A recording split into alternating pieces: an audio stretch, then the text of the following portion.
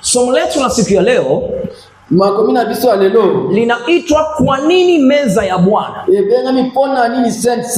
Kwa nini meza ya Bwana? Pona nini Saint. Kwa nini ni sikukuu kubwa kuliko nyingine zote? Pona nini fete munene kuliko mafete nyoso? Kwa nini ninasema ni lazima turuke tushangilie? Pona nini elomame sengeli to sote to kumisa tunapokuwa tunashiriki meza ya Bwana? Na tangu tuzoka tusosa la Saint. Tutaenda kujifunza katika siku ya leo. Tokeleko yekula na kati ya mkono alelo. Natamani tuwahi kumaliza sengeli to kama nikosoto sisanoki. Kwa wale watakaokuwa wako tayari na baoma koza la deja ba sengeli tutashiriki meza ya Bwana pamoja. Tuko sala Saint elongo. Lakini usijali. Meko mitu msake. Iwe utashiriki meza ya Bwana hapa eza la kozala Saint libosowa ama hautashiriki meza ya Bwana hapa, tuko sala Saint awate kula utakula, kolia kunywa utakunywa, komela to komela. Haleluya. Amen. Haleluya. Amen. Amina. Amen. Basi tutaenda kuanza sikoto wende kubanda na kitabu cha Luka sura ya 22 na kati ya mkanda ya Luke 22e chapitre mstari ule wa 14 14e verset mpaka ule mstari wa 20 kino na 20e verset nango. Luka sura ya 22 Luke chapitre 22 mstari wa 14 14e verset mpaka mstari ule wa 12 kino na 20e verset. Haleluya. Amen. Andiko letu la kwanza, watu wote tunasimama. Makomina biso ya liboso batuzo tuotele malikolo. Amina. Na neno la Mungu linasema kama ifuatavyo. Amen. Hata sasa ilipofika, aliketi chakulani yeye na wale mitume pamoja naye. Akawaambia, natamani sana kuila Pasaka hii pamoja nanyi kabla ya kuteswa kwangu. Kwa maana nawaambia ya kwamba siili tena hata itakapotimizwa katika ufalme wa Mungu. Akapokea kikombe, akashukuru, akasema, twaeni hiki mgawanye ninyi kwa ninyi, maana nawaambia ya kwamba tangu sasa sinywi mazao ya mzabibu hata ufalme wa Mungu utakapokuja. Akatwaa mkate, akashukuru, akaumega, akawapa, akasema, huu ndio mwili wangu unaotolewa kwa ajili yenu. Fanyeni hivi kwa ukumbusho wangu. Kikombe nacho vivyo hivyo baada ya kula, akisema, kikombe hiki ni agano jipya katika damu yangu inayomwagika kwa ajili yenu. Bwana Yesu asifiwe. Amen. Naweza mkaketi.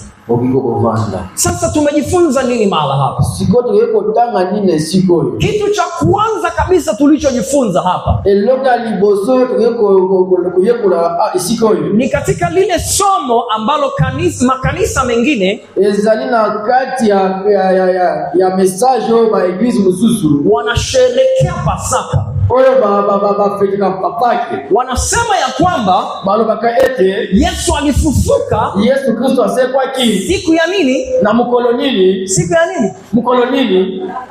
Turudie Biblia hapa kidogo. Tusome maandiko hapa kidogo. Kama ni Biblia lisusuke. Yesu alifufuka siku hiyo ama alikuwa bado yuko hai? Yesu asekwa mkolo wana tu zakina kati ya bombo hivi. Mstari ule wa 14 na 15. Na kati ya 14e verset na 15e verset. Mstari wa 14 15. 14e verset 15e verset. Biblia inasema hivi. Biblia zoe bisabiso yetu. Utanisaidia kutafsiri hilo? Hata saa ilipofika aliketi chakulani. Na tangu ngaekoma kibavanda kibanyikolia. Yeye na wale mitume. Yeye elongona ba disciple na ye akawaambia, ayebise bango, natamani sana kula Pasaka hii pamoja na ninyi. Na sana posa nali ya Pasaka elongwe moko na bino. Hayo ni maneno ya nani? Wanza kimaloba ya nani? Maneno ya Yesu. Maloba ya Yesu Kristo. Haya, Yesu alifufuka siku ya Pasaka ama alikuwepo kabla ya Pasaka? Yesu asema tumkola Pasaka tu azalaki na mkola Pasaka. Ndio pale sasa ndio sika wana siku. Ukweli uko wazi alafu watu tunakataa. ya busole zali polele metoto zoboya. Nikiulizaga watu, Soki na tuni batu. ndugu yangu, kwa nini unasherehekea Pasaka?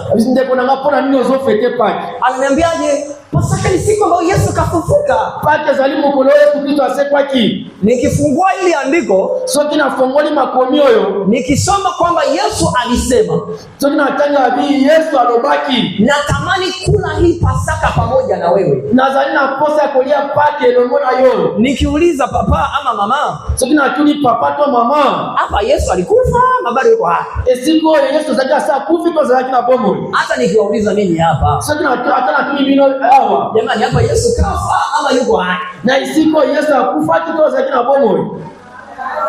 Bwana Yesu asifiwe. Zambazo lokumu. Ndio lile andiko, Endemu makomi, watu wangu wanapotea ebi batu na ngai bazobunga. kwa kukosa maarifa. Pona kozana koyeba. Tunazaliwa, Tobotami, tunakuta watu wanaenda hivi tokoti batu bametambula boy. pasipo kujiuliza, Fonza kozana komituna. na sisi wenyewe tunafuata hivyo. Biso yeso peto landika ka bongo ga isika bazoke. Nikawa nawaambia hapa, Nazai koyebi sabino hao. kuna wengine mmezaliwa Ezalina ba musu abota maki. hamkuwahi kufundishwa Bazali kotangisa. kwa mwanamke kutumia uzazi wa mpango ni makosa kwa Mungu, Batangisa ki bangote ko soki mwasi asalemi ba plan familiale ezali mabe. kwa sababu unaona wengine wanafanya Poto zomona ba musu ba yosala ngo. na wewe unasema kama wale wanafanya na mimi sinafanya tu. Yopo zolo basuki baona pe bazosala wala nese penga pena sala ndengwana. Lakini lazima siku zote uulize, Mikolo nyose sengelo tuna. kwa nini ninafanya hichi kitu? Fona nini alosale loko. Lazima ujiulize, Sengelo mituna. kwa nini siku ya 7 mimi ndio nakuja kufanya ibada hapa? Fona nini na mukolo ya yenga nenga na zako sala priere sikao. Lazima uulize, Sengelo tuna. kwa nini pastor anavaa kile kikola kwenye shingo? Fona ni pastor azota ekol na kingo. Ina maana gani? Nikolo banini. Lazima uulize kila kitu.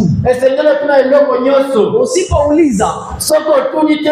utakubali tu utaenda. Okondi mapeko la nango. Bwana Yesu asifiwe. Nzambazo lokubu. Naambia chukua ile andiko, nenda kamuulize mtu.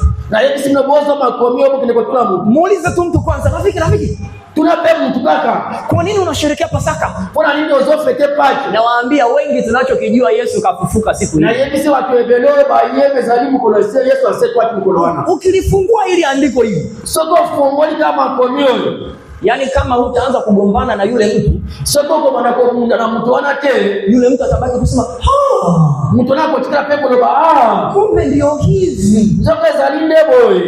Bwana Yesu asifiwe. Nzambazo aluku. Hatujaje kujifunza hapa Pasaka. Toyeko la Pasaka lelote. Tunakuja kujifunza meza ya Bwana. Lelote yeko la Saint Saint. Sasa tunajifunza kitu hapa. Siko hao watozoeko leloko moko le siko. Tunajifunza Yesu Kristo Tozoeko la Yesu Kristo. amekaa na wanafunzi wake. Avanda kina ba disciple na yeye. Anakuja kuambia, Akeleko yebisa bango. fanyeni hivi Bosa la bongo. kwa ukumbusho wangu mimi. Wete bo kanisa ngai. Wenye smartphone nyosha mkono juu. Baba zalina ba smartphone ba chombo mwele ya kolikolo. Naze. Bozana ngoyo. Na wengine mnaona hata aibu kunyosha mkono. Mamsuba pesa ni kutomba la loboko. Sasa iko hivi. Sie zali bodi. Ili mradi ukumbuke kitu, Wete kanisa loko. unamwambiaje, naomba mara moja piga foto. Oseka kana sengeli kaka bobo kanga biso photo. Unakaa pale unampa simu anapiga foto, si ndio? Ozi tupe wana upande pesa telefoni kani photo. Utaweka mapozi hivi, Osela ba poster boye, utachumaza kaa hivi, osela boye pe ba poster susu. utapiga picha, si ndio? Kacha kandio pe photo. Ile foto Photo wana ni kumbukumbu ezali souvenir. ya kukumbuka Wete kanisa siku fulani na mukolo songolo saa fulani na ngunga boye nilikuwepo sehemu fulani na zalaki na esika songolo na nikafanya kitu fulani. pina zalaki pe loko songolo. Bwana Yesu asifiwe. Nzambazo alukuru. Jamani, nataka niulize swali. La nyingine tuna mmo mtu na moko. Kwa nini ambao bado hamjaolewa Na baona baba nite. na wengine ambao bado hamjaoa, Na bamso baba na nite. hivi utakubali siku yako ya harusi, Esko koni mkono na ya mariage. yaani siku yako ya ndoa hii, Mkono na ya mariage wana. usipigwe hata picha? Utakubali? Uko ndi malipata ngota photo te. Nakwambia, yaani uko tayari kumwambia hata mtu mwingine Uzali hata preko yepsa mtu mususu anampiga mtu mwingine kule, wasoka na mtu mususu kuna upo tayari kumsubiria kuya uko kozela yeko bega pe yaka maana yako tu unataka upige picha wote usenele toka na foto uweke kumbukumbu ocha souvenir. Vivyo hivyo zamani na bongo kala zamani walikuwa wanachuna picha kala pepe za ukanga foto kabla haya mafoto Niliposoma foto na ya walikuwa wanapiga nini? Mazaibu kama nini? Walikuwa wanachola picha, sio kufanya hivyo. Mazaibu kwa dessiner foto. Unakuta kuna picha nyingine mama pale kakaa tu hivi. Unakuta pesa na foto msuma mama tunatelemea salika bo. Imechora tu pale mama kakaa kashia kitambaa hapo hivi. Basi beba dessiner kama mama simbi ile sio kambala na yeye. Ile sio fashion. Wale zilaki makambo ya sengeli ke. Ile inachorwa, wale zilaki wewe bakoni ba dessiner ili iwe kumbukumbu. Poeteza la souvenir. Sasa Yesu Kristo, Yesu Kristo hakusema tukumbuke siku aliyozaliwa. Alobaki toto kanisa la mkolo hapo tamaki. Yesu Kristo alichotuambia mimi na wewe tukumbuke eloko yisingana yoto kanisa ni hichi tunachoenda kujifunza leo. Ezali eloko tukiko yeko na lilo. Bwana Yesu asifiwe. Zambazo alokubu. Bwana Yesu asifiwe. Zambazo alokubu. Sasa iko hivi. Ezabu Yesu aliposema tule pamoja na kunywa, Yesu katamu alobaki toli apena komena, alitaka tufanye kitu katika mwili kwanza. Esilate tosele eloko na kati ya nzoto nanu ili kilete matokeo katika roho. Poete eme mambo kati ya mulimu. Nisikilize kwa makini. Yoka ngana bokedi. Wachawi bandoki wanafanyaga uchawi wao, basaka bundoki na bango, wanawapa watu kitu cha kunywa, bapesa pepa keloko ya kumela ama kitu cha kula. Tole loka kulia. Si ndio ndugu zangu? Ezapo mote mande kuna nga. Ngoja niwape ushuhuda huu. Jana tatu la napisa note mwanyaji mao. Yule ndugu wa Kinshasa, nde kuna biso ya Kinshasa, yule Aston wana Mungu alimuonyesha nzamba la kisakie. Mama mmoja alipatiwa hukumu baada ya kufa. Mama moko azokijije mwana sema okufa na yeye. Alihukumiwa bajijakie kwa sababu alinunua maandazi, si nisemaje huko? Pote asoma kama maandazi. Maandazi ni nini huko kwa sema? Zaka bongo za maandazi. Ni maandazi huko? Ni maandazi. Unajua maandazi? Wewe maandazi? Maandazi. Sasa sikoyo yule mama alikuwa ananunua maandazi. Mama anaanza kusoma maandazi pasipo kuombea yale maandazi. Azako samba alikolona ngote. Kumbe yule mama aliyekuwa anayauza, zoka mama anaanza kuteka ngo, anayauzisha yani. Azako kuteka ngo, yule mama alikuwa ni mchawi. Mama anaanza ndoki. Akawa akisema kila mtu atakayeuza haya maandazi, abike Mungu tunyosa kusomba mikate wana. Familia yake itaharibika. Mlipota na yeko beba. Kazi watapoteza. Msalaba kubungisa. Watoto wataumwa. Bana bakopena na watatoka katika uwepo wa Mungu. Bakolongwa pena kacha bonzambe. Yule mama alikuwa anauza yale maandazi. Mama wana zaiko kusomba mikate wana. Anapatia familia yake. Anaiko pesa peli bota na yeye. Mume wake aliyekuwa na kazi nzuri, mwabani na waza kina msala kitoko, alipoteza kazi yake. Abumsa kini msala na yeye. Walikuwa na furaha. Baba zakina isengo. Furaha ilipotea. Esengo wale pungaki. Watoto walikuwa wana afya nzuri, wanacheza. Bana bazakina sante malamu zake bota. Magonjwa yakawa yanatesa familia. Maboko no pe ye manadi mandiko nyoko na pe bota. Mama yule anakufa, mama na pe akufa hii. Anaenda kuambiwa abakeye bisaye. Una uwezo kwenda mbinguni. Bado ukokota lola te. Ulikuwa unauza uchawi. Uzaiko somba bondoki. Pasipo wewe kuelewa. Sasa yoyeba. Bwana Yesu asifiwe. Zambazo lokumu. Haya ndugu zangu, wangapi mnauza vitu unatumia tu pasipo kuomba? Sikoba ndeko na ngaba tubone bosoma kabiloko bolie sako bobondela. Unachukua tu maji pale. Ozuka maika plus wana umeli. Unachukua pale chakula, hamna chochote, wewe ni kijiko kwa mdomo. Ozupe biloko kolia sai loko makoto ozuka lutu kama kote na mnoko. Mtu kahukumiwa kwenda kuzimu kwa ajili ya chakula. Mtu bajijaki yako kuna lifu lopona biloko kolia. Hicho ambacho wewe unii kuomba. Yeye loko kaka hiyo zango kusamba la te. Nisikilize nikwambie. Jiona yeye bisayo. Hata maji ya kunywa, hata maji ya kumela. Nasikia ni watoto hapa. Boyoto bino bana wana. Hata maji ya kunywa. Hata maji ya kumela. Kabla hujanywa, avomela. Omba. Sambela nani? Mnasikia ni watoto. Boyoto bino bana. Hata wakubwa hapa mnasikia. Hata batu mikolo bozoka ngai. Mama mmoja, mama moko. huyu ni binti aliyokuwa anatoa ushuhuda. Wana zaki elenge mwasa zako pesa hapo kote mwenye. Ni binti mdogo kama huyu hapa binti. Azaki mwana mkefi mkeno chini alikuwa anatoa ushuhuda. Azaki kwa pesa témoignage. Shuleni abina klasi wako pale wanacheza bazaki wana bazosa kana rafiki mmoja akatoa kitu kwenye begi lake. Moninga na bangomo kwa bibisi pale leo na kacha sakosi na yeye. Ilikuwa ni chakula alichotoka nacho nyumbani. Zaki bilewa bimaki na ngona ndako. Sasa unajua watoto siko yebi bana. Wakiwa shule naomba. Sasa bazana klasi kuna basenga kana sengi na sengi pesa. Kidogo. Mke kaka. Yule mtoto aliyetoa kile kitu nyumbani, mwana wa bisaki leo na ndaku, akawa anakata kidogo anawapatia. Azeko kukata mwa mke azo pesa baninga. Anakata anawapatia. Akati mke azo pesa bango. Yule binti wakati analala usiku, mwana mke tangu alali na butu, akamwona yule rafiki yake aliyemkatia kile kitu na kumpa. Amoni moninga na yeye wakati lake leo na kupesa yeye. Amekuja wakati alipokuwa amelala. Ayeli tangu azana kacha pongi. Akamwambia, "Je, nipe kitu changu nilichokupa." Amande usenga pesa leo na ngao na pesa hiyo. Akamwambia, kula abina sina le kwa sababu umekula pweto liaki nifuate. Ola ndangai ndio alipoanza uchawi bana. Ndesika alipandaki bondoki wana. Nyinyi watoto mnanisikia hapa? Bino bana bozoko la ndangai. Ninapokwenda shule, soki bokiena kilasi, acha kuomba. Botika bisenga. Rafiki yako hata umuone ana kitu gani kitamu. Hata muone moninga na loko nini ya malamu. Hata akuletea kwambia shika chapati. Hata le memelio chapata pesa zwa. Unanisikia? Bola ninga. Hamna kula vitu nje nyumbani. Bola biloko musika na ndaku te. Umesikia? Bola ndi. Lakini sikoni yule binti yelengefi wana alisema ya kwamba alobaki ete asingekula soki azangi kolia asingeweza kuchukuliwa kwenye uchawi. Bali kama kangaina kacha bondo kite. Yaani wale watoto wote waliokatiwa kidogo na kupewa. Bali bana nyoso wana bakati na kibangwe mke wote walichukuliwa usiku. Baona nyoso bamaki bangona butu. Sasa Yesu Kristo anatuambia tufanye kitu katika mwili abitosele leko na kacha bonzoto ambacho kitaleta matokeo katika roho. Ole kwa mabambu na kacha mulimo. Bwana Yesu asifiwe. Nzambazo alokuru. Tunaposhiriki meza ya Bwana, na tangu tuzoe la saint sene, kitu unachobidi uelewe, eloko senyelo yeba unafungua mlango. Ofongoli ekuke. Kama vile mchawi ndokolenge moko ndoki anavyoweza kupa kitu cha kunywa, ago peso eloko komela ama kitu cha kula, to eloko kolia, alafu ukafungua mlango akakufuata.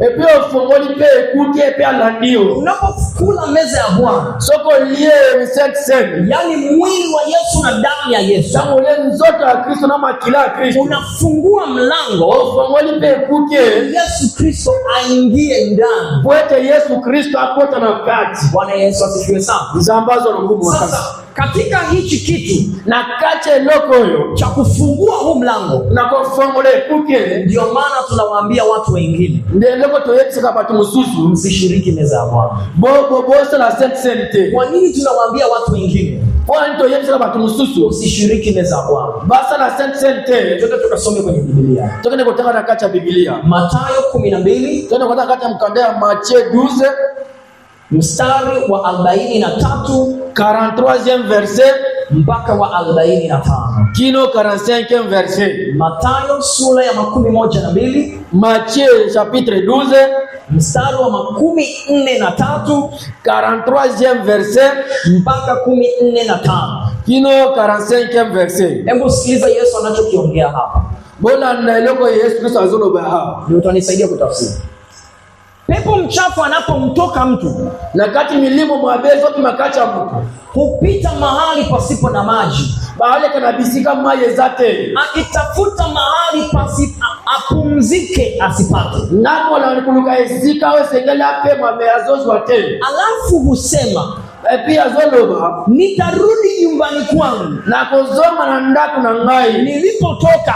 Ezika na utaki. Hata akija atasoka ye akaiona ipo tupu, amoni kiezanine loko te, imefagiliwa, oese kombami, imepambwa, oese bangengisa ngo. Mara huenda wado mtu akei akachukua pamoja naye pepo wengine 7 kwa azomi kozwa bademo mususu set walio waovu kuliko yeye mwenyewe, kwa bazali na nguvu yako koleka yeye, nao huingia bango pepo kota na kukaa humo, konfanda pena kachwa na mtu yule na kacha mtu wana hali yake ya mwisho na isika na ya suka huwa mbaya kuliko ya kwanza. Ekoza la mabe koleka na nibona ya liboso. Ndivyo itakavyokuwa katika kizazi hichi kibaya. Bongo ndeko na kati ya liboto mabe. Sasa Yesu anasema nini hapa? Siko Yesu azolo banini hapa? Unapofungua mlango na tango ufungulie kuke kula meza ya Bwana, kolia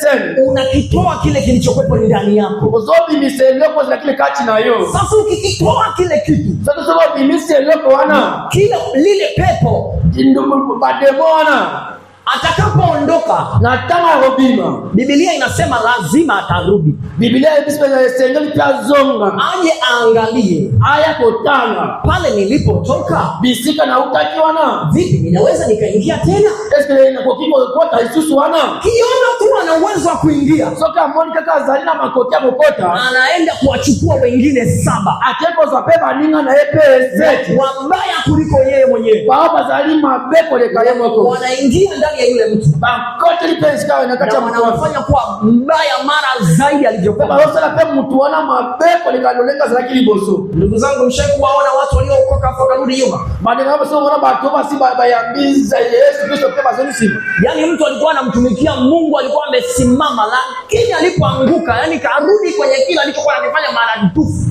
Mtu azako sana la nzambe pesa zako kile makati ya nzambe sota kweli azonga simalisoma beko le kamenga zako sala liboso. Nilikuwa na mtu mmoja nilimuona, zakina mtu mmoja namuona ke alikuwa anakuja kuuza bia kwa baba yangu. Azako yako soma masale papa pana nga. Sasa nikasema ngoja nimhubiri habari za Yesu, na bitika tena tea Yesu ngomalamu ya Yesu. Akanambia wewe ayebisinga yo mimi hapo unanijua mimi? Abi yo yebinga mimi nilishaokoka kabla yako. Ngai na zakina sina bongo mimi libosona yo. Mimi nilikuwa kiongozi katika kanisa fulani. Ngai na zalaki mosakula kati ya iglesia. Nilikuwa nazunguka naenda pale naenda na kule naenda kule naenda kule naenda na kule. Na zalaki kwa tambo na tambo lisikabu na kepe na kepe kuna. Nilikuwa nafanya mikutano jua mikutano. Na zalaki sila mayanga nilikolea mayanga. Sikia wewe nikwambie. Sioka inayebisa yo. Wewe huwezi kaniambia mimi chochote. Yo kiko yebisa ngai longo mokote. Wakati anaongea hivyo na tango zalaki sola bongo. Yani yupo amelewa yani. Alaki pena kati ya molago ka langu ya mimi unafanya nini? Alingana ngoponi nga. Yani mimi kanisa ninanijua. Ngai iglesia yebinga. Bwana ninafuatilia. Ngai nazola ndela. Ninamfuatilia yule mtu na zaiko landa kama kulanda mtu wana. Kumbe yule mtu alikuwa ni hatari. Nzoka mtu anza kitu mtuko matata. Yule mtu alikuwa matata. Ukazaki matata. Alikuwa ni hatari kweli. Azaki matata penza. Kilichotokea ni nini? Eloko Biblia zaki nini? Alifungua tu mlango pia. Afunguleka ekuke pia. Alipofungua mlango na tangu afunguleke ekuke, yule aliyekuwa na kanyaga zaiko kukonyata na vunja na kuki mapepo anapiga moto. Bando kinyanga pepo mademosa pemeli moto. Mapepo alivyoona mlango umefunguka hata baada ya mamoni ekuke za polele pia wakasema ngoja tukuonyeshe. Mabizira to la kisao wakaingia ndani bakotele lisusu na kwambia leo hii anakunywa pombe huyo. Na yeye sio lelo mtu amela masama. Aliokoka alikuwa ni mwana maombi yani alikuwa ni mtu hatari anajulikana. Mazaka sabo mwami azaki mtu moko mtu ya mabonde ni makasi. Na hii ndio sababu onde zali kukose tunawaambia watu wengi wasishiriki meza ya Bwana. Tuweza batuebele bali asente kama mtu hajajiandaa. Soki mtu amibo ngisina note. Kwa sababu utakapokula kwa tango kolia na utakapokunywa na tango komela unafungua mlango ndani yako. Ufungole kuke kati na yo. Yesu Kristo anaingia. Pia Yesu Kristo akoti. Anatoa ule uchafu wote. Alongoli pe mbindo na nyoso. Alafu anakuacha kwanza. Pia chiki yope watu. Kama utaendelea na Yesu Kristo, sababu continue kwa na Yesu Kristo, Roho Mtakatifu anakufunika. Mwalimu mosanta usipayo. Ukiamua kutenda dhambi, sokio zubu kana kusala masubu. Yesu Kristo anatoka. Yesu Kristo habibi.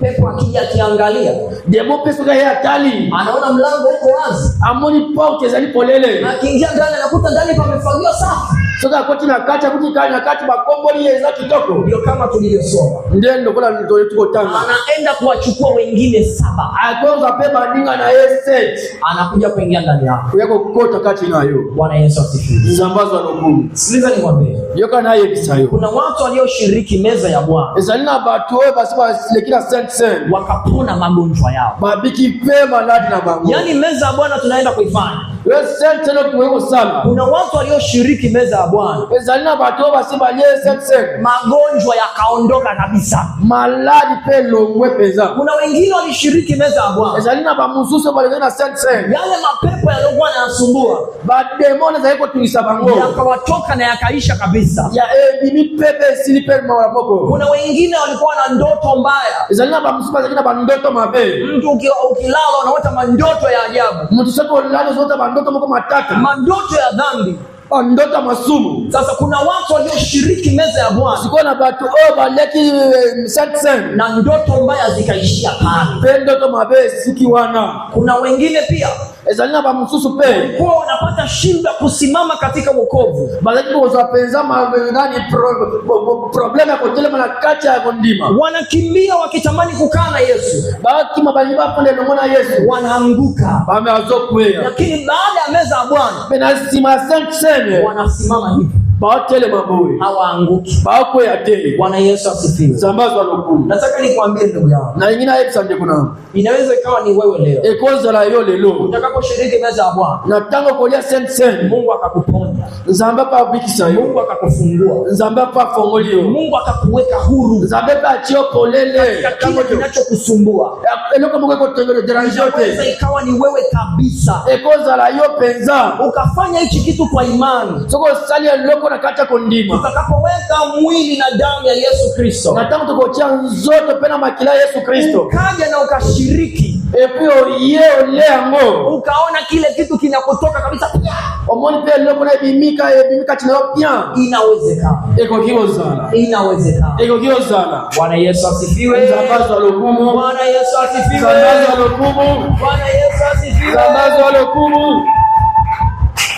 Tukasome kwenye kitabu cha Wakorintho wa kwanza. Tukoza kutana kati ya mkanda ya 1 Corinthiens. Wakorintho wa kwanza sura ya 11. 1 Corinthiens 11e verset. Mstari wa 26. 1 Corinthiens 11e chapitre 26e verset mpaka mstari wa 31. Kino 31e verset. Tunarudia Wakorintho wa kwanza 1 Corinthiens sura ya 11 11e chapitre mstari wa 26 26e verset mpaka 31. Kino 31e verset. Sikiliza neno la Mungu linasema na nini? Yoke lo banzape noba. Na kila mtu alapo mkate huu, mtu nyoso akolia nani lipoyo na kunywea kikombe, peko mela na kacha kopo, basi kila aulaye mkate huo, mtu nyoso akolia lipoyo au kukinywea kikombe hicho, toko mela na kacha cha Bwana isivyo stahili, na ndenge sengeli te, atakuwa amejipatia hatia ya damu ya Yesu Kristo. Atakuwa amejipatia hukumu juu ya damu ya Yesu Kristo. Akoza kozwa jugement likola makila Yesu Kristo. Lakini mtu ajioji mwenyewe, mtu ajiulize, mtu amitu na yemoko, na hivyo aule mkate, epi simangwali apelipa, na kunywea kikombe, peko mela, maana alaye na kunywa, pwete oya zoli ya peko mela, hula na kunywa hukumu ya nafsi yake, azoli ya pazome la jugement ya mutema na ye, kwa kuto kupambanua ule mwili, kuto kufikiria kile alichokifanya. Na kozako soso la toko yebe loko asali. Kwa sababu hiyo, pwete na iloko wana, wako wengi kwenu ezalie belepa na bino, walio hawawezi na dhaifu, o bazali na makasi te, na watu kadha wa kadha wamelala, na batu embele bazali kulala. Lakini kama tungejipambanua nafsi yetu tusingehukumiwa. Yaani Yani tusipoweza kufikiria yaliyo tunaenda kuyafanya hatutahukumiwa. Mais soki tukoyeba kanisa te toko sosola te oto yuko sana toko zape jismate. Sasa maana yake ni tulichokisoma hapa. Eloko tuko tanga liko na nini? Mungu anatuambia Nzamba zoye bisabiso kabla hawajaja kushiriki meza ya Bwana, soki na nano yeko sala sente niulize kwanza. Mitu na nano Niulize kwanza. Kanisa nano. Kwa nini nasema hivyo? Kuna nini na lobi bongo? Kuna watu wanashiriki meza ya Bwana, ezalina batu musuma eleka na sente ndio wanafungua mlango kwa mapepo ya waingie maradufu zaidi. Ndesko bafongoli porte po ba demo ba kota sisi bele kati ya. Kuna watu baada ya kula tu meza ya Bwana, ezalina batu musuma kana sima kolia kaka sente mabaya yanafuata. Mabepe zo na bango. Yaani unakuja kushiriki meza ya Bwana, ukozoya kolia sente badala sasa upate mazuri, ole mbomo na bolamu unapata mabaya. Ukubingo kuna mabele. Na unaweza kuuliza kwa sababu gani? Ukubingo tunapenda kuona nini? Unapokuja hapo unafungua mlango mwenyewe. Na tango uzoya au uzofungula ikuke yo moko. Unajifungulia mlango mwenyewe katika uzofungula porte yo moko. Biblia inasema ujiulize. Biblia zote za mitu na nano. Kama uko tayari kushiriki hichi kitu. Soko zali preko sale la iloko. Sikiliza nikwambie. Kama unajua kabisa soko yebi pe ya solo hauko tayari kutembea na Yesu hivi, ozalina no prete kutambula na Yesu Kristo. Yani kama unajiona kabisa soko mimoni penza, yani hapo ukitoka unaenda kuendelea na dhambi, au soko bimi au geo konjule kacha masumu, ni kusika katika Bwana Yesu na tuni na sengyo na kacha kono Yesu, usije kushiriki meza kwa yako ya sente. Kama unaona kabisa yani ukitoka katika meza ya Bwana, ukitoka kwenye mlango unarudi katika dhambi, soko mwani kwa bimina kacha sente no au bimina kacha prota uzuri pe masumu, ni kusika upendo wa Mungu aliye hai. Na vraiment na sengyo na bolimba nkolo Yesu Kristo. Usije kushiriki meza ya Bwana. Kwa yake sikuzui na pekisi yote. Biblia inasema ujihoji, ujifikirie wewe mwenyewe. Biblia zote bake yomo kwa kanisa. Kama ukijipima unajua naamini kwa sababu soko mimono uzali bien, uzali malabu. Unaona kabisa mimi naenda kupokea uponyaji wangu kwa meza ya Bwana. Obike ngana keko zwalo biko na ngai kolekana sente. Ninaenda kufunguliwa kwa hii meza ya Bwana. Na keko kangola makolekana sente. Ninaenda kuokolewa kwa hii meza ya Bwana. Na kepe ko zala sovera kati ya sente. Ndugu yangu katika Yesu Kristo njoo. Ndiko na ngana kati ya kolo Yesu Kristo yaka. Lakini kama ndani ya moyo wako mina kati ya motema na yo unajiona kabisa soko mimoni penza, Bwana mimi nitarudi tena kwenye dhambi. Omimoni kwa zongola kana kati ya masubu. Yaani hujaweka nia ya kutaka kubadilika. Nono tie nano volontaire kubonga mate. Kama hujaweka ile nia ndani yako unataka kubadilika. Na tango tie nano volontaire kati na hotel. Usije kushiriki meza. Kuyate kusala wewe sente. Lakini kama umeweka nia natamani nibadilike nimpendeze Bwana. Mesoko tie volontaire lobi sengel na bongo mapenzana na kolo Yesu. Na labda kuna dhambi fulani inakusumbua. Koza la masumu mwa mke zote ngisayo. Labda kuna kitu fulani kinakutatiza kukiacha. Ezalina ileko songolo zote ngisopo etotika. Njoo ukapate kushiriki meza Bwana. Iyaka ole katakata sente. Kuna wengine sikiliza. Ezalina ba mususu yoka. Wanasumbuliwa na dhambi. Baba zote ngisama na masumu. Kuna mwingine anasumbuliwa na kunywa pombe. Ezaba musuma zote ngisama na komela masanga. Kuna mwingine anasumbuliwa na kuvuta sigara. Ezaba musuma baba zote ngisama na komela nikaya. Unapambana kwa akili yako, unahangaika. Ozobu ndisa mayele na ozobu ndisa. Kila unachotaka kukifanya haiwezekani kuacha. Choto ndio sana makaso bima na ozobu kwa bima te. Kama unakolo unataka kubadilika. Pia sio soko ndio bongo ama. Njoo shiriki meza Bwana. Iyako ile kana sente. Yaani kama kweli unataka ubadilike. Ya sio soko sana poso bongo. Njoo shiriki meza Bwana. Iyako ile kana sente. Kwa sababu kilichokuwa ndani yako pote loko sana kati na yo. Unaposhiriki meza ya Bwana, tangu kwa sala sente. Unampa nguvu Yesu Kristo aingie. Uzo pesa Yesu Kristo nguvu yako na apate kutoa hicho kichwa ndani. Pote hapa na kuongelea kama sumu. Lakini kama wewe mesoki yo unafanya dhambi osala masumu na haujaweka nia ndani ya moyo wako, yote yako chia volonte kati ya motema yote kwamba hichi kitu mimi nataka nikiache, utika volonte ke loko sengena tika ni kusika katika Bwana.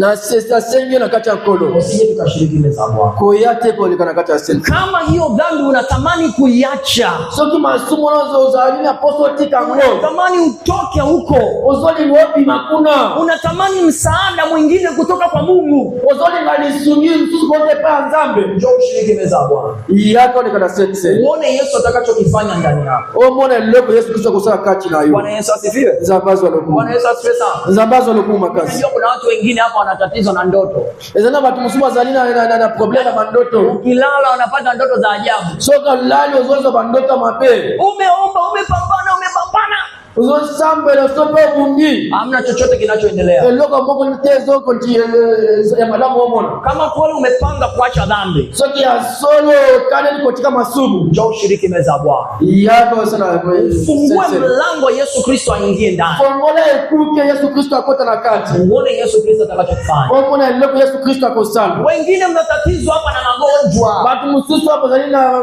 bozotu ngisama na maladi Wengine mna shida zenu ambazo mimi hata sizijui. bengine baba musubo zalina na ba problem na bilo ngana yebi ngote Nisikilize kwa umakini. boyo kangana bokebi Kama kweli umepanga kuacha dhambi, soki ya solo ko tika masubu hiyo dhambi inayokutatiza, masumu wezo tungisayo hiyo shida inayokusumbua, oyo problem ozo tungisayo ibebe njoo ile meza ya Bwana. mema ya moya kana ngoli boza ko ya sente Umfungulie mlango Yesu Kristo. ofo la Yesu Kristo ekuki akota Tendo tukasome kitabu cha Yohana sura ya 6.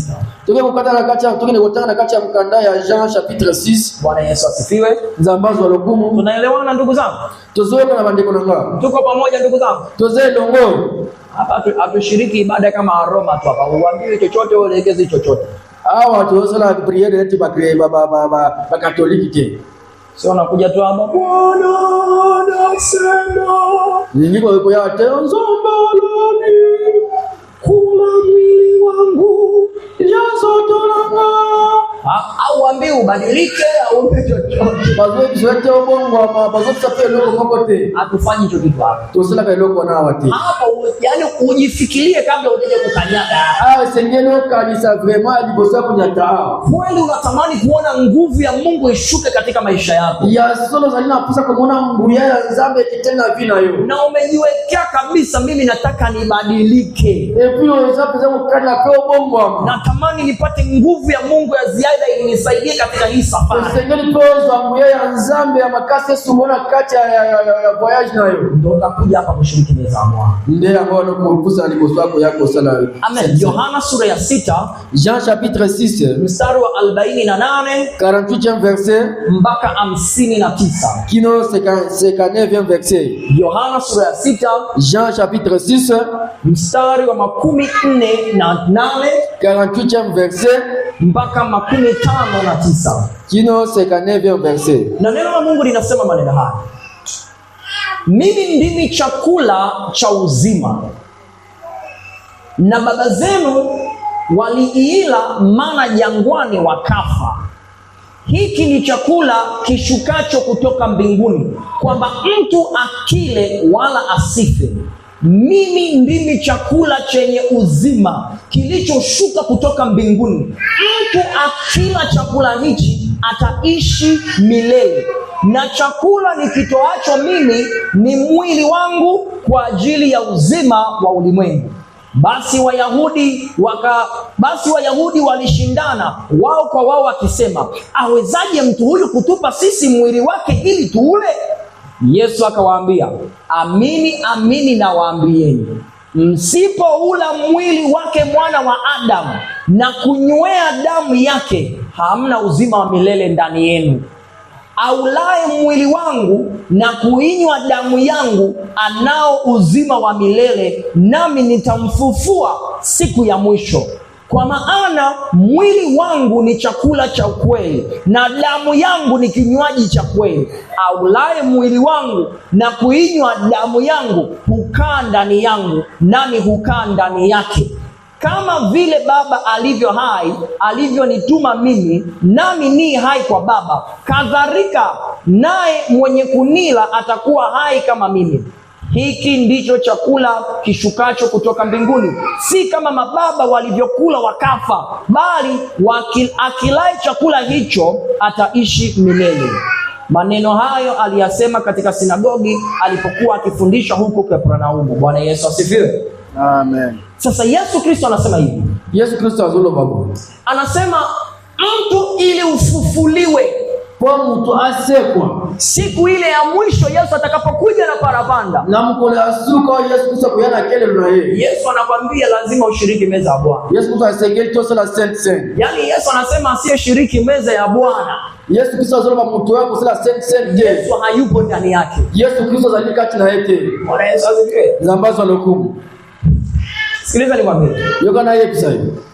Yesu Kristo si kana kwamba anawakataza watu wasishiriki meza ya Bwana. Azope kisabatu teko yako sala la saint. Anachokitaka Yesu Kristo eleko Yesu Kristo azosenga ni ujiulize kabla haujaja kushiriki meza ya Bwana. Esengero mitu na nalo liboso yako zile kana saint. Je, uko tayari kumruhusu Yesu aingie ndani yako? Ya solo uzalipe kwa Yesu Kristo kutakati na yo. Kwa sababu Yesu akiingia ndani yako, wote sote Yesu Kristo koti kati na yo. Kilichokuwa ndani yako kitakutoka. Eleko zakati na yako bima. Sasa kitakapokutoka na ukatenda dhambi, na tangu eleko leko bima pia usajili sumu. Umekuwa umeacha mlango wako wazi kama pale mbele. Wewe ndani tu atikile ukikena hapo ile chiliboso wana. Niwaulize swali ndugu zangu. Na tunabino mtu na wale. Hivi kuna mtu anaweza kalala usiku akaacha mlango wake wazi namna hii? Unasikia mtaongona na mtu atikibo pote na hapo lelego. Haiwezekani, si ndio? Kwa sale mate komote. Sasa unaposhiriki meza ya Bwana, siko tangu uzole kana kata saint. Unafungua mlango pa. Ufunguli kumpoke pampa. Yesu anaingia ndani. Yesu akoti na kati. Niwaulize swali sasa. Na tunabilo mtu na siko. Ikiwa Yesu Kristo yuko ndani, soki Yesu Kristo zali na kati, unadhani pepo yoyote ama shetani anaweza kaingia ndani? Yo kanisi demo nyoto satra huko na kati. Nauliza tena hili swali. Na tuni susu mtuno huyo. Unawaza kwamba Yesu anaweza kukaa hapa alafu shetani akakaa kwenye mguu? Yesu kanisi ki Yesu Kristo kwa na mtu pisa tena pati na makolo. Ama ukadhani kwamba Yesu yuko moyoni alafu pepo yuko tumboni. Unaweza kawa Yesu kanisi Yesu Kristo kwa na kacha motema epige mwanzo na kacha libu. Ndani yako kuna pepo ndani ya kati na tamu mzuri zalina bademo ama kuna Roho Mtakatifu. To tamu mzuri molimo mosana ambaye ni Yesu Kristo. Oya zali Yesu Kristo. Sasa kama huna Yesu Kristo, sasa soko zangi Yesu Kristo, utakapokuja kushiriki meza ya Bwana, matemo yako ya saint unamfungulia mlango, Bwana ingia. Unafungulia Yesu Kristo porta kota. Anakuja anafanya kila kitu. Anakuja kota kwa sale loko nyoso. Anatoa kila kitu kichafu. Anauleleko nyoso ya mbindo. Unapotenda dhambi, nataka kwa sala masumu, ni kwamba unamwambia Yesu toka. Neto zote Yesu Kristo abima. Sasa Yesu anapotoka, hatamu Yesu azobima, mlango unakuwa wazi. Porte pelotika la polele. Bwana Yesu asifiwe. Zabaza lokumu. Yesu anasema hivi. Yesu Kristo azolo babu. Aulaye mwili wangu, oya kolia nzoto na ngara, na kuinywa damu yangu, beko mbele makila na ngai, hukaa ndani yangu. Unaweza kufanya kati na ngara, nami hukaa ndani yangu. Ngai peko unafanya kati na yeye. Yaani utakaposhiriki meza ya Bwana, na tangu kulia saint, wewe unakuwepo ndani ya Yesu. Yoko zinapita kati ya Yesu Kristo. Na Yesu anaingia ndani yako. Yesu Kristo bako za kati na yo. Sasa nielewe ndugu yangu, nielewe. Yoka ngai pende kuna ngai yoka ngai. Lazima ujiulize. El Señor mituna. Je, mimi niko sawa kushiriki? Sia solo ngai nazali mwalamu nazali misemo kuna na nale kana saint. Je, ninatamani nibadilike? Eske Señor na bongwa. Narudia tena nisikilize. Yoka ngana leo nazoki lisusu. Huenda unatamani ubadilike. Tamu suza lina poso bongwa. Lakini kuna nguvu inakurudisha nyuma. Mezalina nguyezo zomisosi. Inakuvuta kila ukijaribu kusema ngoja nataka nimfuate Yesu, inakurudisha tena nyuma. Soko zalina poso mimi na nyingine na Yesu Kristo epi nguyezo pende zote sona si. Nasema njoo ushiriki meza hapo. Na lobi yaka oja nzoka Kristo. Uone nguvu ya Mungu itakayofanya. Uone nguvu ya Kristo iko sana bomo. Yaani umeweka kabisa ndani ya moyo wako. Zalina posa kacha motema na yo. Ninatamani niende mbinguni. Wapina zalina posa na kendelola. Lakini hii tabia ya hasira, bizaleli ya kanda, hii hali ya kuchukia na kuwa na magomvi. Bizaleli ya gogoya kwa inabatu posa na ba conflict. Ile hali ya kukasirika tu.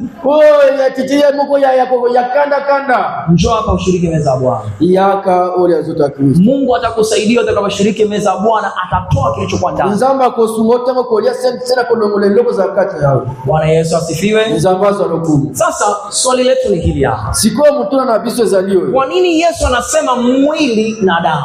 Pona nini Yesu Kristo azoloba nzoto na makila? Kwa nini Yesu Kristo anatuambia tunabidi tutumie mwili pamoja na damu yake? Pona nini Yesu Kristo azoea kusababisha sengeli toli ya nzoto peke mela makila na yeye? Tulikwisha kujifunza hili somo huko nyuma. Tosito tangi be koyepo la pena kanye nini koyepo la matea oyo inakacha simiko la simu. Twende tukarudie tena kifupi. Tokene kozonge la ngope na mkuse. Mambo ya Walawi, twende kutanga na kati ya mkanda ya Mambo ya Walawi, Levitique sura ile ya 4, Levitique chapitre 4 mstari ule wa 27 na 28. 27e verset à 28e verset.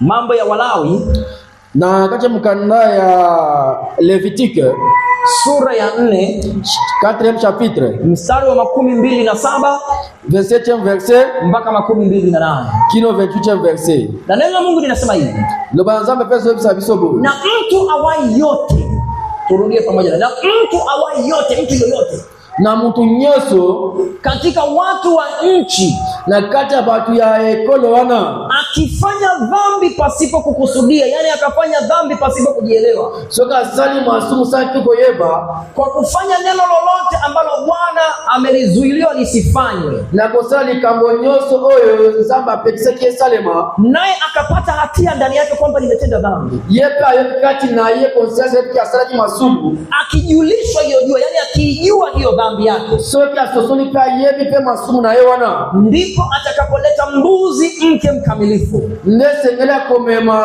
taba ayo ya malamu, mbuzi mwanamke aliyekuwa mkamilifu kakali, taba ya mwasi wa azalia bien, awe matoleo kwa ajili ya dhambi yake aliyoifanya, azala pembeka liko masumu na ya salaki. Yani maana yake ni hii hapa.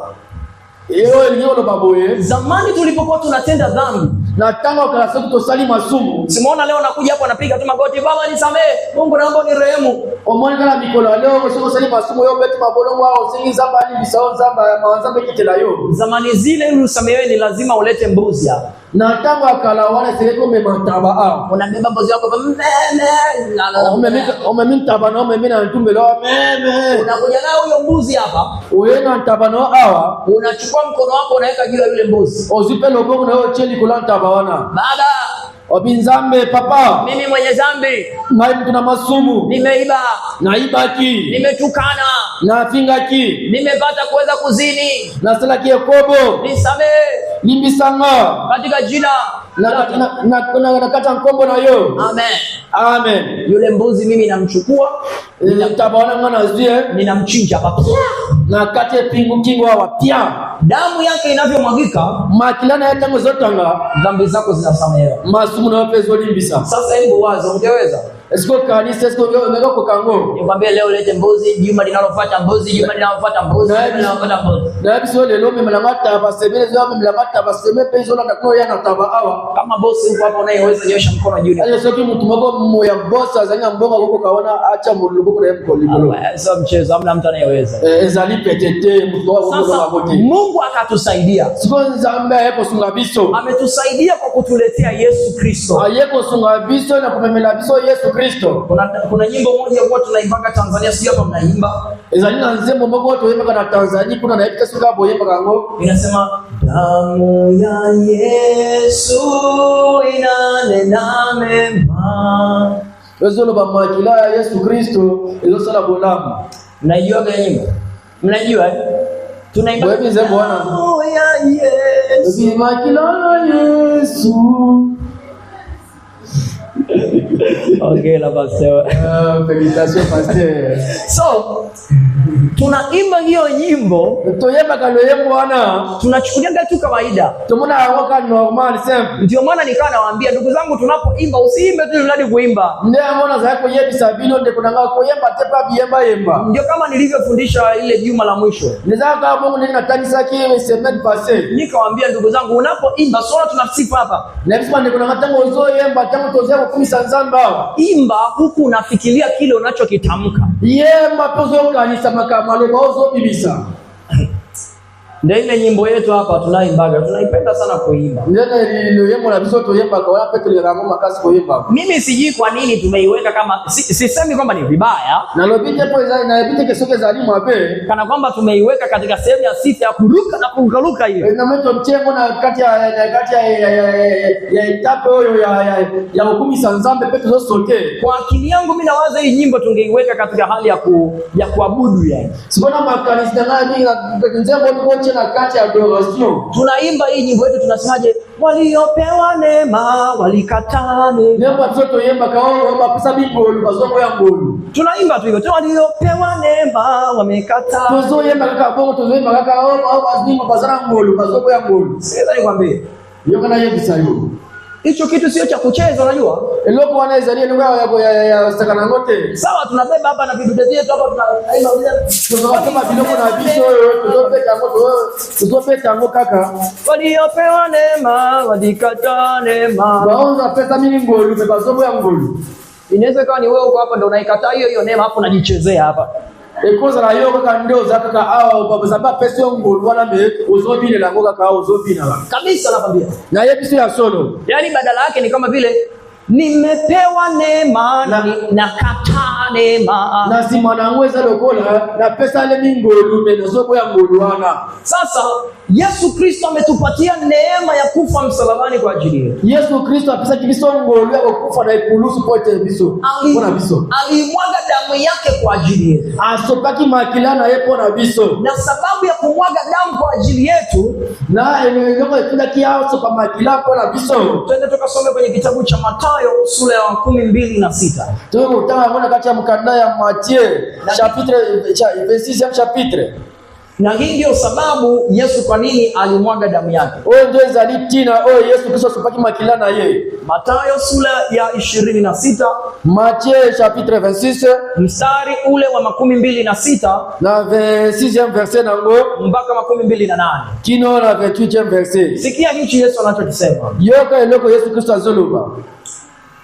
Anasema nao walipokuwa wakila Yesu alitwaa mkate. Abina tango bazai kolia Yesu Kristo abimzagi mkalipa. Akaubariki, apamolilipa, akaumega, akatipe, akawapa wanafunzi wake, apesipe ba disciple na ye. Akasema twaeni mle, abibozo abolia, huu ndio mwili wangu. oyo ndenzoto na nga. Akakitwaa kikombe, azipe kup, akashukuru, apamoli, akawapa akisema, apesi bango pena oloba, nyweni nyote katika hiki, bomme na bino nyoso na kati ya eloko, kwa maana hii ndio damu yangu ya agano, pote oyo zali makila na ngai, makila ya alliance, imwagikayo kwa ajili ya wengi, oyo sopane pona batu ebele, kwa ajili ya ondoleo la dhambi. pote kolomula masumu. Yani Yesu anachotuambia, eloko Yesu azoye bisabiso, ninautoa huu mwili wangu, ndio azo pesa nzoto na ye, ambayo ndani ya huu mwili pote na kati ya nzoto oyo kuna damu. oyo zali na makila na kati, damu yangu ninaimwaga chini, makila na ngana sopia ngana se, hii damu ninayoimwaga makila na sopa ndio inakayofuta dhambi zenu. makila nde kolomula masumu na bino. Haleluya, amen, haleluya, amen. Ndugu zangu, hebu waza, fikiria Boka kanisa. Zamani tulikuwa tunahitaji, yani wote hapa tulibidi tuje na wanyama hapa sadaka ya kumtolea Mungu atusamehe. Na tangu akala sengela kibiso nyoso au atoe na bantama. Wote kula maboza muslanzam. Yani hapa sasa hivi nchi pale tulikuwa tunasikia meme. Ndio bino nyoso amele na ngoto zoka libanda meme. Yani hapa wote sasa hivi tulikuwa na sadaka.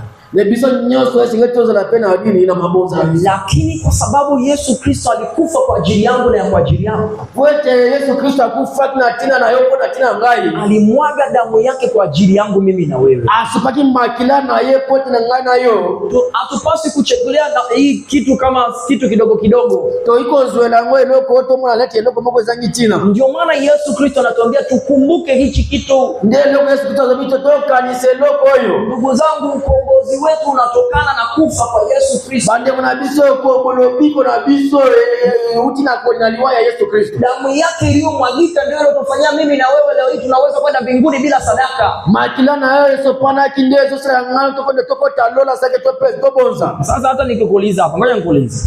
Sio sio ndio kuzana tu nayo. Wewe unaona kipi cha kusherekea? Tusherekee kuzaliwa kwa Yesu ama kwa kufa kwa Yesu? Yesu kwa mmoja loko nini ya kufete? To fete kubota ma Yesu Kristo toko kufa Yesu Kristo. Kipi unachokiona kina nguvu hapo? Kati ya Yesu kuzaliwa ama Yesu kufa kwa ajili yetu? Eloko nino zomona izana nguvu yao wanato. Liwaya Yesu Kristo toko bota ma Yesu Kristo.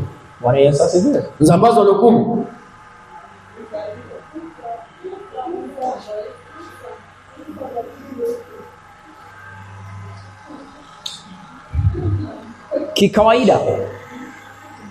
Kikawaida duniani kote na lolenge moko ya normale na mokiliki mobimba inapofika tarehe 25 so komi na kacha data 25 mwezi wa 12 na kacha Desemba, watu wanapika pilau, batu balamba kama pilau, watu wanapika kuku, batu balamba kama soso. Ukiangalia Biblia, soko tani na kacha ya Biblia, Yesu Kristo mimba yake tunaweza tukasema ilitungwa wakati wa mwezi wa 6. Ndio baka zemi na yako takina kati ya nini ya sanza ya 6e mois. Haya tuulizane swali, sisi wote tunajua hesabu, si ndio? Siko tomi tu na mutuna biso to yebi ko kontea. Tuanze kuhesabu toka mwezi wa 6 mpaka mwezi wa 12 ni miezi mingapi? Toka na konte ko ta 6e mois ti 12e mois za combien de mois? Swali la kwanza, mtoto tumboni anakaa miezi mingapi? Mtume ya liboso eske mwana afanya kana libumu na kati ya sasa boni miezi 9, si ndio? Sawa. Tuanze mwezi wa 6 twende mwezi wa 12. Toba na sikona 6e mois tina 12e mois. 6 7 8 9 10 11 12. Mmepata miezi ngapi? 7 8 9 10 11 12. Miezi 7 mimi nimepata. Ama mmepata ngapi huko? Ni 6. Zako vile 6 mois. Sawa. Mwezi wa 6 mimba imeingia. Mwezi wa 6 mimba imeingia. Na 6e mois deuxième ikotaki. Mwezi wa 7 7e mois, mwezi wa 8, 8e mois, mwezi wa 9, 9e mois, mwezi wa 10, 10e mois, mwezi wa 11, 11e mois, mwezi wa 12, 12e mois. Tuchukulie basi ni 6. Toza waka 6 mois. Haya ndugu yangu, nani ashai kubeba mtoto ana miezi 6 hapa? Bande kona ngana nani asema mama mwana ya 6 mois. Wangapi hapa? Batu boni hapo. Unashai kubeba? Usome mama. Sijasikia kwamba wanatia kwa mashine ili akomae, ndio? Wakati wa Yesu mashine zilikuwepo? Sisi na tangu ya Yesu mashine zalaka. Hiyo ni swali zuri la kuuliza. Usalipe mtuna malama utuna. Leo hii tuko na teknolojia, Mungu ni mwema. Leo tuzalina ba teknolojia zamba za mnene. Mtoto katoka pia. Muona kobi mapia. Wa China wametutengenezea vitu, unamweka mtoto mure. Ba China basi bobisina biso bilo eloko tukocha mwana kati. Mtoto anakomala. Muona pia zokola. Sasa wakati wa Yesu niambieni, kulikuwa na mashine? Sikona tangu ya Yesu boye bisangai mashine wazalaki. Hivi kweli fikirieni. Yesu Bwana mabwana miezi 6 atoke tumboni hivi inaingia. Eske bongo mitu na penza eske Yesu Kristo penza mobali ya mibani si mwa. Alafu bila hata aibu tunainuka kabisa. Na gozanga story nyoso wana remato zebi. Milona. Yesu abotami. Hivi kweli ndugu zangu tunashinda na kupima hata. Yaani hivi kweli jamaa eske bande kuna ngai kwa mambo zanga tako yeba vema hata kanisa.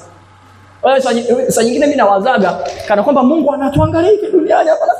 Tangu msuna vitu na kasi Yesu Kristo zote la biso na mokilika zote la biso bora. Yaani anasema watoto wangu yani asema kabana na ngaba bana na ngoyo. Yaani anashinda hata kutumia akili. Bazanga tako sala la mayele. Toka mwezi wa 6 12 yani utasizia moitié décembre vraiment.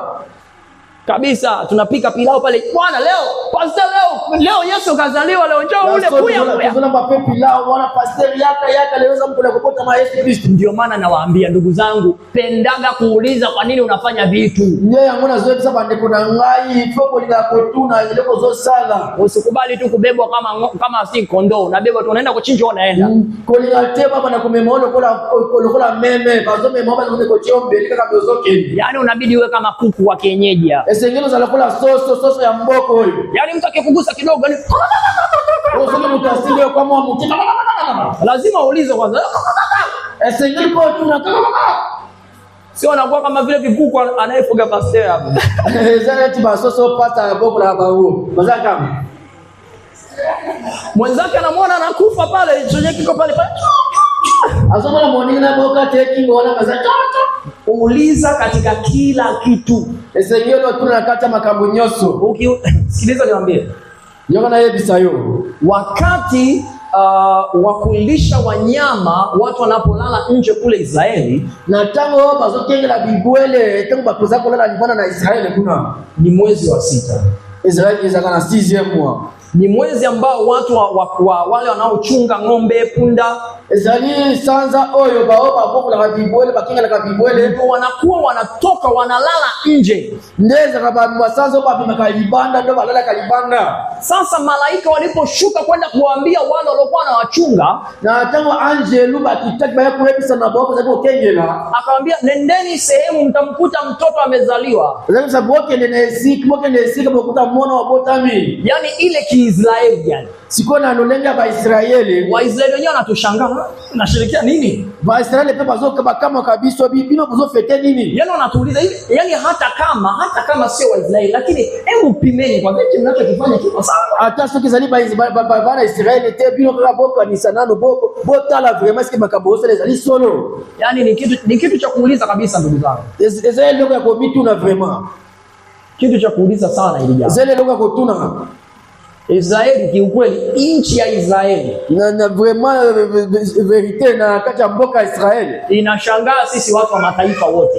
Kama kabisa batu ya mokili msusu. Inasema nyinyi mnasherehekea Krismasi siku hiyo. Yesu ni kweli alizaliwa katika. Abibino bozo fete Noel mkolo wale sikazali ya solo ndio mkolo Yesu abota maki. Lakini toka tulipozaliwa tukawa watoto kama hawa mabebia.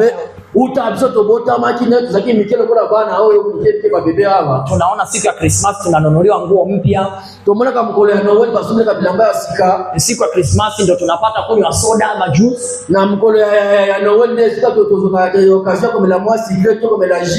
Pilau inatengenezwa siku ya Krismasi. Balambi pelo sa pilau kwa mkolo ya Noel. Tena kanisani pale ndio kunakuwa na ile shangwe nene siku ya Krismasi hata. Kuna kati ya iglesia wande sika kana ambiance mnene pesa ba yose pela mkolo ya Noel wana. Kwa akili yetu tushajitengeneza, hii ni kawaida yetu, twende.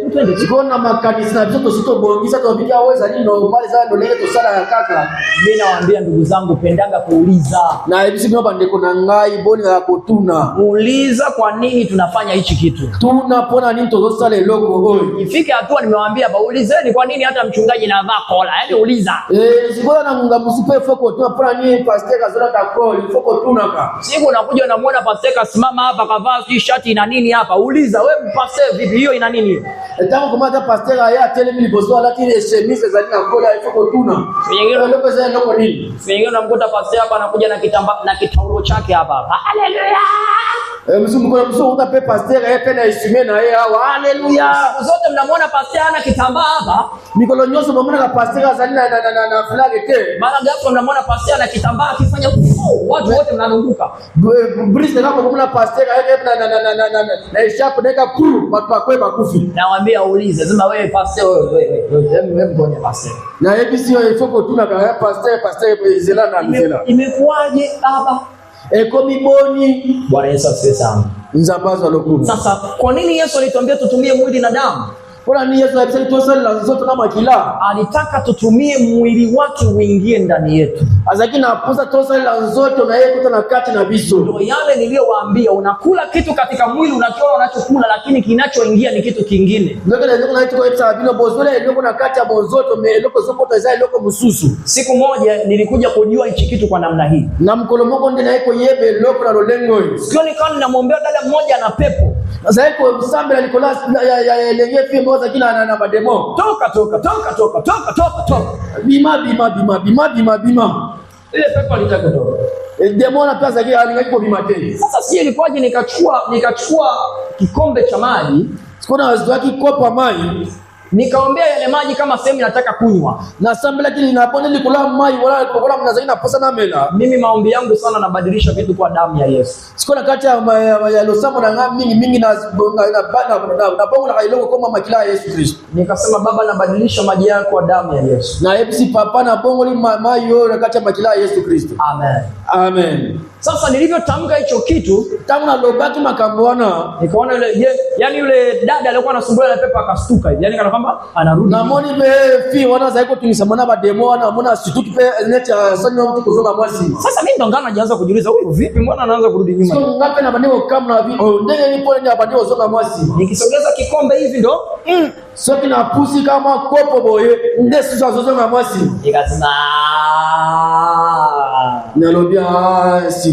Nilipofanya vile takuka na zipana sopelie pale ndo nikajua kwamba kuna nguvu katika damu ya Yesu. Wana sikonda sosola kina bia kati ya makila Yesu Kristo za nguvu ya. Mimi nikiangalia ni maji, hata wewe mwenyewe ukiangalia unaona maji. So ngapi na tala hata sio mko tala zona kama maji. Lakini kile kitendo nilipomwagia mekaka nolenga na zaki mai wana sopika kawana pia alianguka akaanza kulia pale. Naungua natoka, yeye anaungua natoka. Akwe akiona pe bandama ndio pele la bado ganga yeye anaanza kuzikira na sobima. Ndio pale Yesu kafanya jambo mpaka mwenyewe unashtuka. Ndio sika wana ndio Yesu Kristo anasala makambo asali pe mimi makamba bikamo bandiko sutuka yo Mungu bandiko. Kwa macho ya damu na nyama unaona ni maji, utaona ni chai, utaona ni juice. Lakini ukitamka na badilisha kwa damu ya Yesu. Na kati ya misu na yoko mbona vema zali ya kibomoto mbona zali mai, mbona zali ji, zali loko boye. Meko bongo la mbona kati ya magila ya Yesu Kristo. Kila kitu kinabadilika kabisa, kinakuwa tofauti. Loko nyose huko bongo mapeko huko mozidi huko kisi. Amen. Nataka twende tukapate kumalizia ili tuweze kushiriki meza ya Bwana. Zina lingito kinekostuki saa kwa tu kinekule na sense ili tukapate kushangilia zaidi. Kwa hiyo kinekosanyi la makazi. Sasa swali la mwito, vitu gani vinatumika kuandaa meza ya Bwana? Siko question na biso ya suke zali eloko nindo kiko salela biloko nindo kiko salela pone tu kile kusala na kati ya sense. Meza ya Bwana inaandaliwa na kitu kinaitwa ngano. Sense basala kango na eloko babengi nini ble. Ile ambao wanaotengenezeaga cake, wanatengenezeaga mikate, wanatengenezeaga maandazi. Ezali ble, ezali farine basala kango mapa, basala kango babenye, basala kango makambembele. Na kama sehemu ya kunywa na neti loko ya kumela inatumika kitu kinaitwa zabibu. Esala ke loko mbumamuko babengi zabibu. Wangapi mnajua zabibu? Batu boni bayebi zabibu. Mpaka pastor hapa anajiuliza zabibu hapa. Yaani haijulikani kikongo kilingana. Zabibu tu. Raisins c'est français. Raisins ya. Sasa kwa mimi ninavyojua raisins ni zile ambazo zimekaushwa, sio? Raisin ndio zile baba kausi. Sasa inatumika zabibu. Basala ka zabibu, ngoma zabibu. Kongomani mna zabibu hapa? Bakongomani bazali na zabibu hapa. Zipo. Kabisa.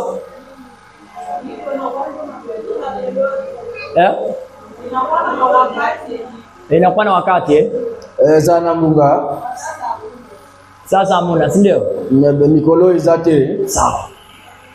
Sasa kama sehemu ya kunywa tunatumia zabibu. Na loko kumla tusala kambuma zabibu. Sasa ngano ni kitu ambacho ni rahisi sana kukipata, si ndio?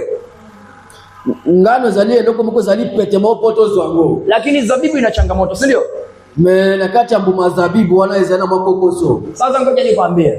Sikana hivi sasa siko. Kuna watu wana miaka, wana miezi hawajawahi kushiriki meza ya Bwana. Ezalina batu bazalina bambula bazalipe na basanze batia kuleka na sente. Wanasema hatuna zabibu. Balo bibi tuzalina mbuma zabibu te. Baesa swe. Zambazo balokumu. Mimi kuna wakati nilifika ngaiza kina munga moko inakoma ki. Nilitamani kuona nguvu ya Mungu ndani yangu. Na kina muna nguvu ya nzambe kati na ngani. Na nikashinikizwa nishiriki meza ya Bwana. Pina zaki sekela kina nale kana kati ya Saint. Nimezunguka kule town vile sisi nasema. Na tambula kivema na kati ya vile na baluki na kati ya vile hakuna hicho kitu.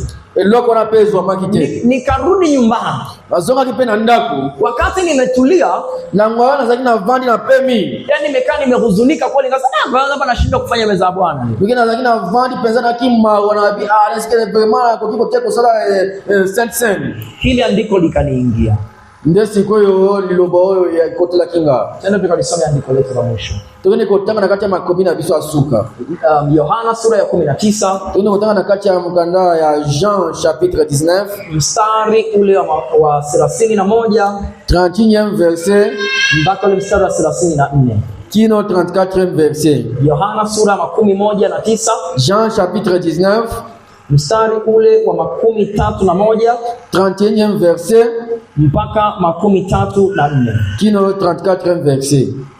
Na neno la Mungu linasema hivi: basi Wayahudi kwa sababu ya maandalio miili basi Wayahudi kwa sababu ni maandalio miili isikae juu ya msalaba siku ya Sabato, maana Sabato ile ilikuwa siku kubwa. Wakamwambia Pilato miguu yao ivunjwe, wakaondolewa. Basi askari wakaenda wakavunja miguu ya kwanza na ya wapili aliyesulubiwa pamoja naye. Lakini walipomjia Yesu na kuona ya kuwa amekwisha kufa, hawakumvunja miguu, lakini askari mmojawapo alimchoma ubavu kwa mkuki, na mara ikatoka damu pamoja na maji.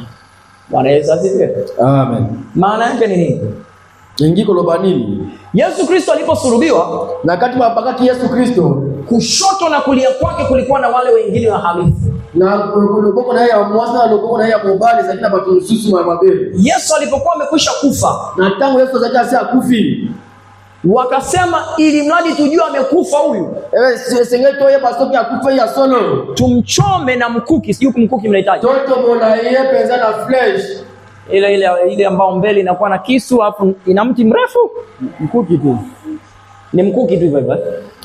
Sasa wakachukua ile mkuki wakamchoma, walivyochomoa bazuka flesh wana batobolie na ninyo bazobimisa. Ulitoka nini na nini?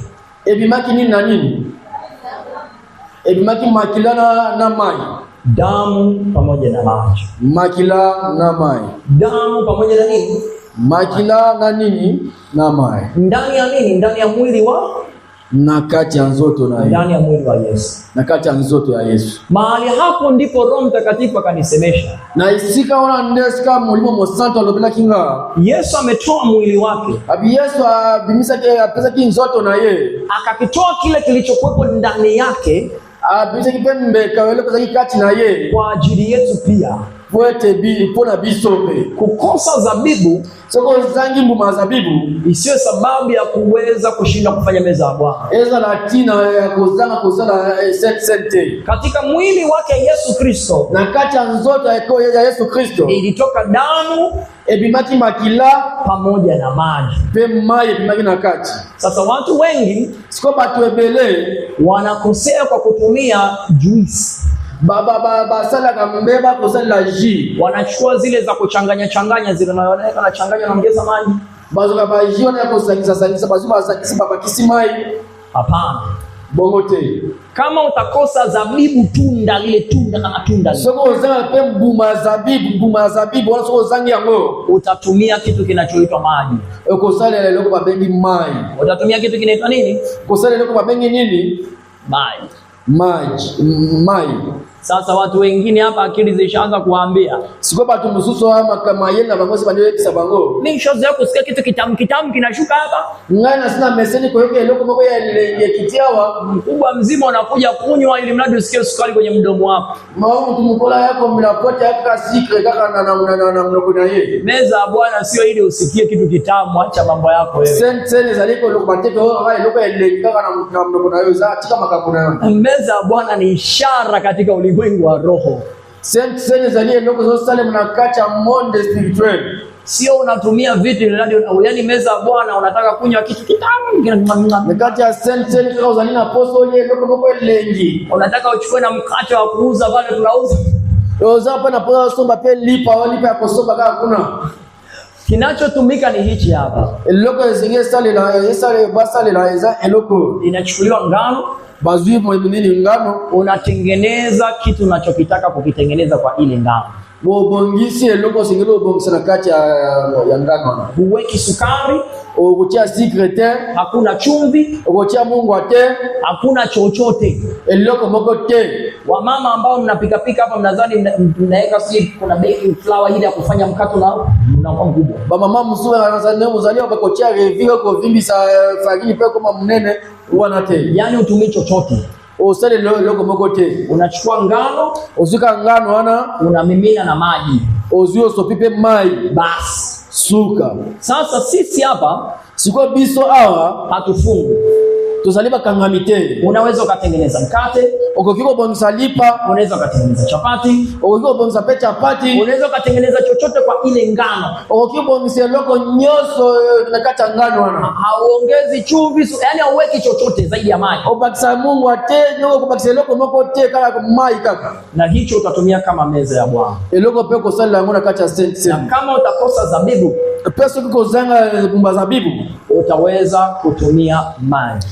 Kiko salela mai. Nimalizie kwa kusema jambo moja. Nasu kisana kuloba loba moko. Hili jambo loba oyo una uwezo hata ukalifanya nyumbani kwako. Ukiko sana ndaku nayo. Sio lazima eti mpaka uje ushiriki meza ya Bwana hapa kanisani. Sengeni kaka teo kaka kolekisa kaka na iglesia. Kwenye Biblia na kacha Biblia walikuwa wanafanya meza ya Bwana nyumba kwa nyumba. Bazaiko sala sene ndako na ndako. Yaani tunasema leo twende kwa pastor wetu kale meza ya Bwana kwake. Leo tuko batukine pa pastor tukene kosa kulia sene kuna. Pastor ataandaa meza ya Bwana vile anavyoweza. Pastor akokiko bongsa pele sene lokola ye sengela bongsa. Wiki linalokuja twende kwa Papa Tony. Semene zoya tukene Papa Tony. Ama wiki inayofuata twende kwa fulani. Semene mzoya tukene pa Kingandi. Ndivyo walivyokuwa wanafanya meza ya Bwana. Bongo ndipo zako sala sene. Usifungwe kuona tu ni lazima mpaka kwa kanisa. Wazala mkanga miteke kwa mwoni kena sengela kana ikosa kana iglesia. Hata ukiwepo nyumbani kwako. Hata suko sana ndako na yo. Unaona kabisa hapa ninahitaji nguvu ya ziada. Au mwoni awe sengela zosa nguya pesa ya nzangu. Unajiandalia ngano, ukobo misangano nayo, unatengeneza pamoja na kama huna zabibu unachukua maji. Soko kwa na zabibu teo bongisi peo ozwi maji. Unaombea ile ngano, obondeli likola ngano ana upate kubadilika kwa mwili wa Yesu Kristo. Pokene kubongo amaikoma nzoto ya Yesu Kristo. Unaombea yale maji, ukobonla pe maji wana ili iwe damu ya Yesu. Kwete bongo amaikoma makila ya Yesu Kristo. Utakaposhiriki kula na kunywa, na tango kosala kolia na komela, kile kinachotokea hapa, eloka nyoso ebi melaka au kinafanyika hata nyumbani kwako. Ekosali mapena ndaku nayo. Lakini kabla haujashiriki, mesoko usale nyante, narudia tena, na zongeli susu. Ndugu yangu jiulize mara mbili. Ndeko na ngai mitu na mbala mibale. Je, unatamani ukapate kuendelea na Yesu Kristo ama unataka kucheza? Sio bongio kwa kuna Yesu Kristo to lingika osaka. Kama una shida kwenye mwili wako unaona unahitaji msaada, soko zali na problem na nzoto na mbone sengeli lisungi, njoo ushiriki meza ya Bwana. Yako likana sense. Unaona kabisa yani unaona una ugonjwa ambao unakusumbua. Soko mmono zali na maladi zali ko tungisa yo, njoo ushiriki meza ya Bwana. Yako lia nzoto ya Kristo. Lakini kama unaona soko moni ukishiriki meza ya Bwana, soko lekina sense unaendelea kwenda kutenda dhambi, kuba kwenye kusala masumu, utatoka tu utaendelea na mambo yako ya ajabu. Au kwa mapao kuna makamono ya mabe, nikusi usije kuchukua meza na sengeli na yo penza kuyate. Bwana Yesu asifiwe. Zambazo lokugu. Ndugu yangu, narudia kwa mara ya mwisho, ndiko ngana zongeli na mbala suka. Na watu waliponywa kwa meza ya Bwana. Ezalina batu bazoki lobiko na kata sense. Na watu mapepo yaliwatoka kwa meza. Ezalina batu mabademo bimaki mangopo na kata ya sense. Na watu maisha yao yalibadilika kwa kupitia meza ya Bwana. Ezalina batu mavina bango bongo makoleka sense. Kama unahitaji nguvu ya Mungu, soko lingingu yako te panzambe, na unajiona kabisa unatamani ukapate kufuatana na yale mapenzi ya Mungu, epo mio lingiko olingi makamanzambe na ndayo, utakuja kushiriki meza ya Bwana. Okoya kulekana sense. Bwana Yesu asifiwe. Zambazo lokumu. Amen. Amen.